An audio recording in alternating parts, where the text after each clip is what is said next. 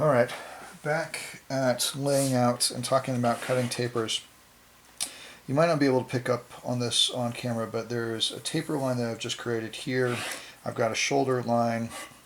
I will have mortises cut out here, but for the purposes of this conversation, I'm going to pretend that my joinery is done and I'm preparing for creating something that makes cutting tapers repeatedly a little bit more simple.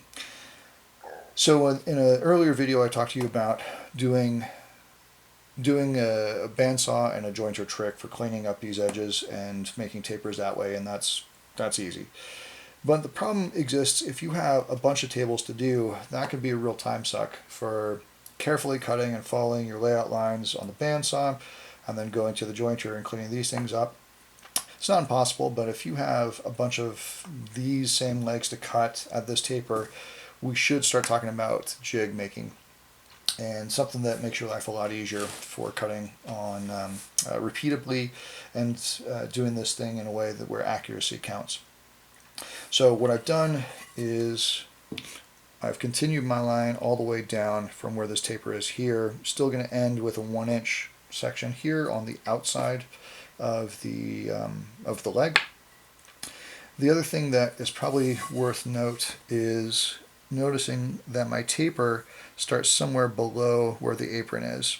If my apron here is 4 inches, I want to make sure that this does not go, this angle or the taper we're creating does not go all the way up to the end of the board. If it does, then I have a lot more geometry to deal with as far as cutting the aprons or the stretchers or whatever.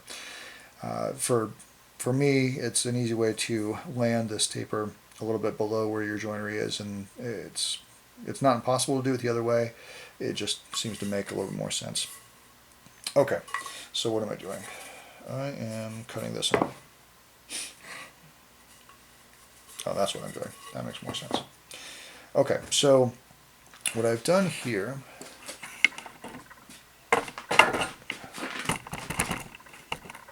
is I have created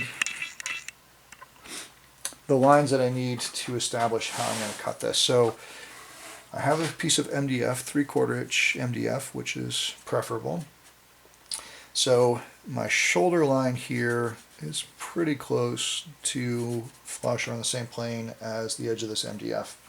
What we do now on the far end is line up where this taper terminates and continue that all the way down. Alright, so both of these are aligned to the edge of the MDF.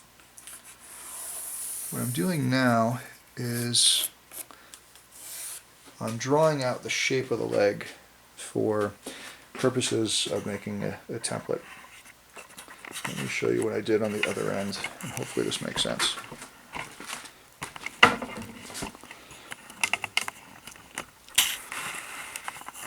So again, taper ends here, straight down. That line is going to continue, with that of the edge of the MDF for template making. So once I've got that set up, then clearing this thing out, I have the shape of the leg. And so you can barely see that. There we go. So I now have the shape of the leg. I need to clean out this material. So I'm going to go and take this to the bandsaw, remove all of this waste.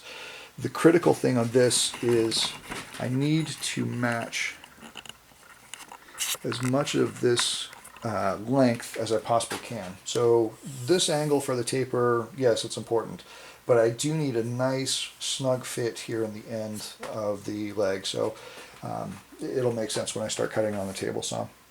Let me go to the bandsaw, I'll cut this out, and then I'll come right back.